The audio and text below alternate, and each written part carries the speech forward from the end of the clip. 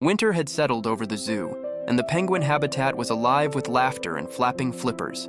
Snow covered the rocks and paths, and the penguins spent their days sliding across the ice yelling, "Cowabunga!"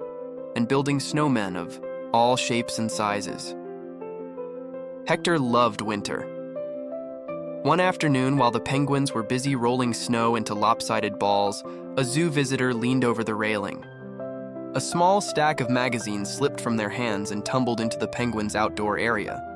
Most of the penguins ignored them, but Hector didn't. Hector was a very curious penguin. He waddled over, nudged a magazine open with his beak, and began flipping through the pages. The pictures were bright and exciting. Animals wearing accessories, traveling to faraway places, eating fancy food, doing big and important things. He read another magazine, then another. By lunchtime, Hector had learned that he was apparently supposed to dress better, travel farther, eat differently, and become a slightly more exciting version of himself.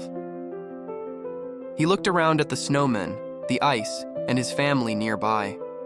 Suddenly, it all felt small. As the weeks passed, the other penguins noticed something was wrong. Hector still showed up each morning, but he laughed less. He didn't slide as fast. He barely looked at the snowmen anymore.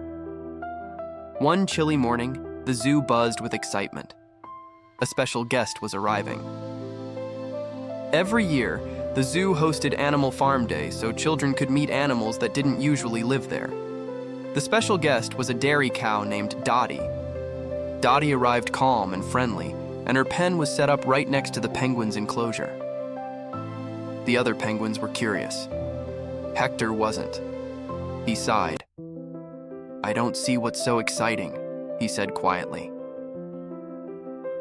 That afternoon, Dottie noticed Hector sitting alone and struck up a conversation.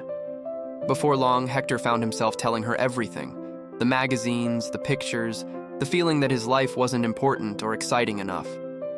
Dottie listened carefully, then she smiled. "Oh, Hector," she said, "I think your life sounds wonderful." Hector blinked. "Really? You get to swim every day. You get to build snowmen. You stay close to your family," she said softly.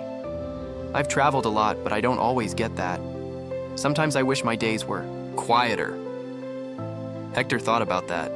He thought about his family, his friends, the snowmen that melted and returned each winter. That evening, Dottie was given a wreath to nibble on as a special treat. She looked at it, then gently pushed it toward Hector instead. "Keep this," she said, "to remind you that every life is special, no matter how plain and simple or how busy and loud." Hector held the wreath close. For the first time in weeks, he smiled. He hurried back to his family and wrapped his flippers around them, knowing, at last, that his life was just right for him.